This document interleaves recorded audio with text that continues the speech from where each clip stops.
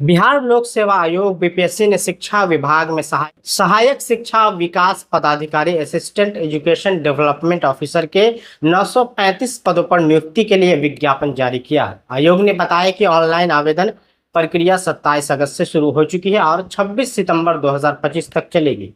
जारी अधिसूचना के अनुसार कुल 935 पदों में से अनारक्षित वर्ग के लिए 374, आर्थिक रूप से कमजोर वर्ग के लिए ईडब्ल्यूएस के लिए 93, अनुसूचित जाति एससी के लिए 150, अनुसूचित जनजाति एसटी के लिए 7, अत्यंत पिछड़ा वर्ग ईबीसी के लिए 168, पिछड़ा वर्ग बीसी के लिए 112 और पिछड़े वर्ग की महिलाओं के लिए 28 पद निर्धारित किए गए।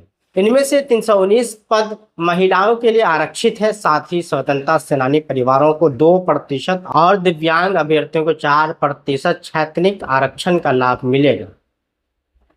इन पदों के लिए अभ्यर्थियों के पास मान्यता प्राप्त विश्वविद्यालयों से स्नातक या समकक्ष डिग्री होना आवश्यक है।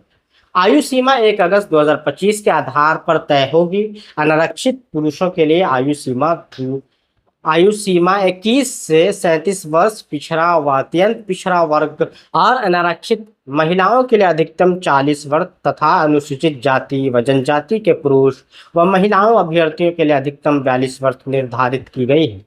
दिव्यांग अभ्यर्थियों को 10 वर्ष तक की अतिरिक्त छूट और भूतपूर्व सैनिकों को सेवा अवधि के आधार पर अधिकतम 57 वर्ष तक छूट मिलेगी।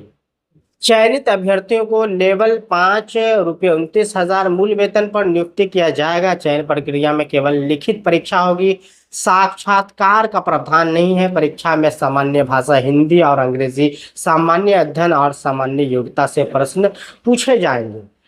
प्रत्येक प्रश्न 1 अंक का होगा तथा गलत पर 1/3 अंक काटे जाएंगे। न्यूनतम अर्हतांक सामान्य वर्ग के लिए 40, पिछड़ा वर्ग के लिए 36.5, अत्यंत पिछड़ा वर्ग के लिए 34 और अनुसूचित जाति जनजाति महिला एवं दिव्यांग उम्मीदवारों के लिए 32% निर्धारित किया गया है। सभी वर्गों के अभ्यर्थियों को ₹100 परीक्षा शुल्क जमा करना होगा। जिन अभ्यर्थियों के पास आधार कार्ड नहीं है उन्हें अतिरिक्त 200 बायोमेट्रिक शुल्क देना होगा। आवेदन केवल ऑनलाइन स्वीकार किए जाएंगे और आयोग कार्यालय को किसी भी प्रकार की हार्ड कॉपी भेजने की आवश्यकता नहीं। विस्तृत दिशा निर्देश व आवेदन लिंक आयोग की आधिकारिक वेबसाइट www.bpsc.bihar.gov.in पर उपलब्ध है। आयोग ने अभ्यर्थियों को आवेदन करने से पहले अधिसूचना में दी गई सभी शर्तों और आरक्षण नियम को ध्यान से पढ़ने की सलाह दी।